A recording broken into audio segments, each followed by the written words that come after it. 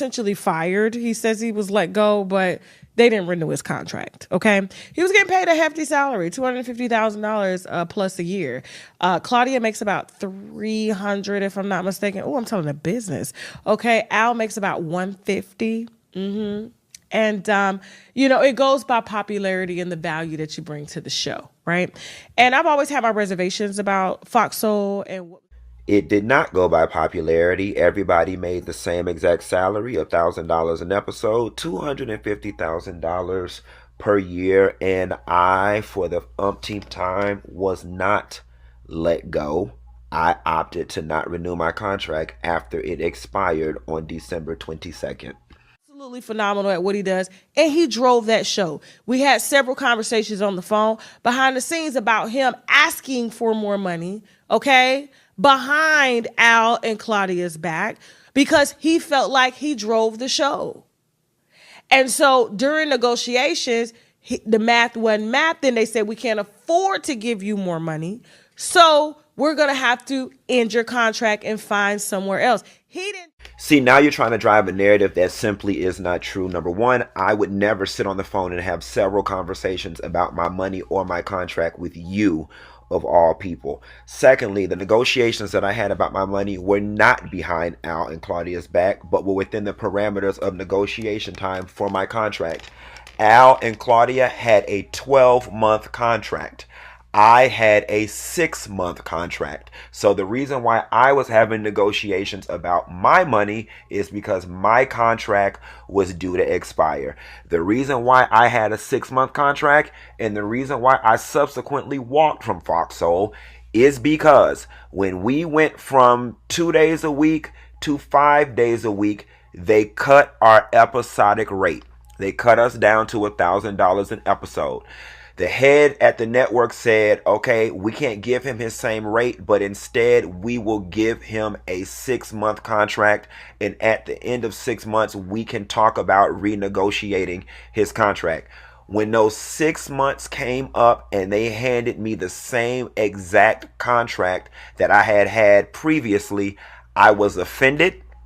They were not trying to budge on giving me any more money. And that is when I decided to walk, because I knew what my contribution was to this show.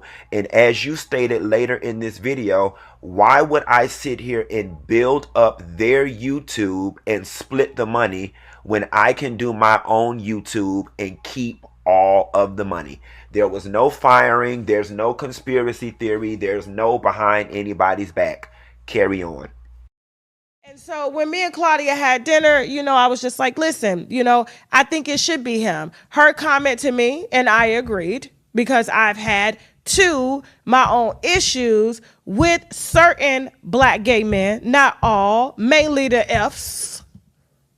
Can't say that word over here. I'll definitely say it on TashaKLive.com. It gets too messy. And so she was already irritated with Funky, because they were going back and forth. And then she was irritated with Al. And she's like, I really don't want no more gay boys. I'm just done. I really want a heterosexual person. Down. Now, here's what has been going on. Claudia don't like Al. She personally told me. Claudia don't like Funky. She was tired of working with gay boys, specifically Fs. Per me. That ain't no allegedly on that. We had dinner. We talked about it. The same night when she told me she was friends with Jay-Z's alleged ex. That ain't here no more. She exed off, okay? And quickly got amnesia. And so what's happening is Claudia is very messy. Claudia talks about everybody. This is why Funky got energy for her. This is why Al called Funky Dineva doing this. Play the video of him calling Funky. Let's go. Hold on before you talk. No, I'm on live. You need to hear this on live. Hold on. People can hear you. I don't give a fuck. Because here's what happened. Claudia spends a lot of time on the phone kikiing with folks that she don't really know. Okay. And Armon is an easy target. You tell him something, he's going to take it in because he's an energy absorber, right? Okay. He's going to take it in and he's thinking he's going to fix the problem. But instead, he don't even know when he's being used. He doesn't know. Slips. They're getting paid close to or over $500,000 to host a show that's barely bringing in 60,000 views. That is why they had to implement a fourth guest host, because he's not strong enough. Nobody was stronger than Dineva.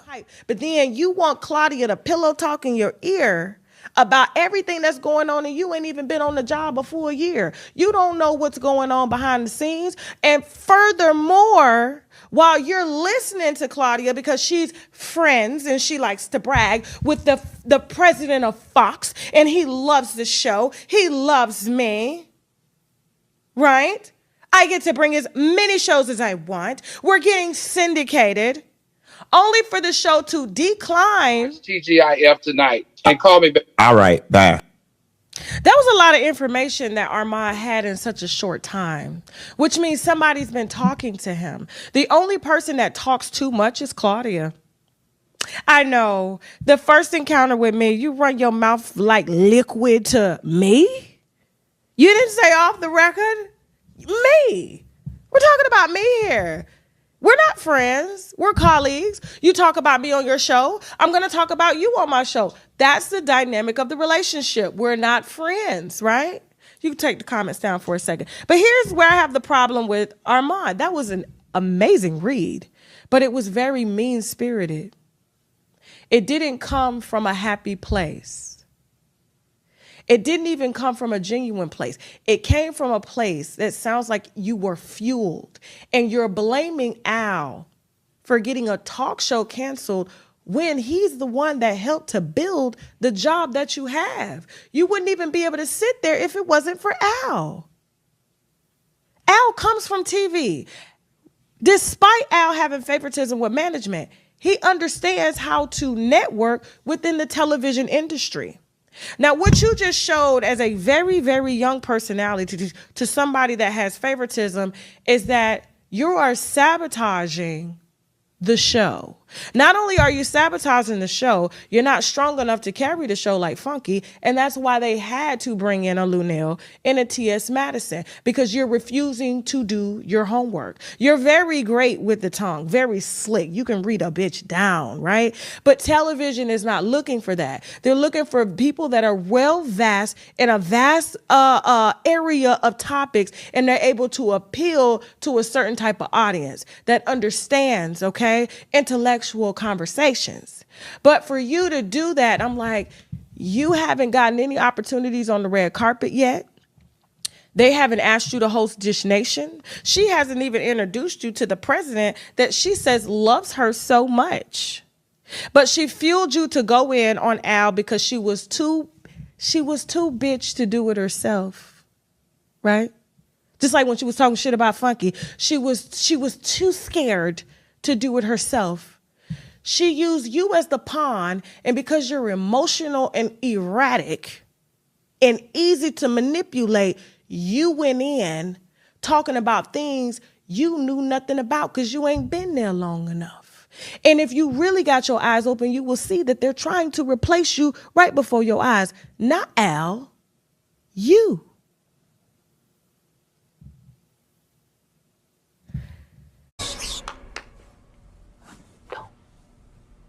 Don't say that. Someone once told me the grass is much greener on the other side.